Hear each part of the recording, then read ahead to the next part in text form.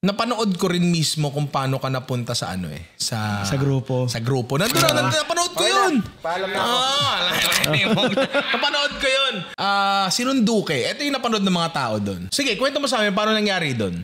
Parang ang pinaka nun, may parang 2 months before nun, may parang lakad yung grupo namin. Tapos parang nag-rent kami ng place sa Tagaytay. Tapos parang nagbabanding, nagiinuman. Tapos parang, syempre alam mo yung mga tropa mo na may tropang sikat. Ganon si Kong sa amin. Tapos sinasabi ko sa kanya na nakainom na ako. Buy ako rin. Baguhin mo rin buhay ko. Pasikatin mo ako.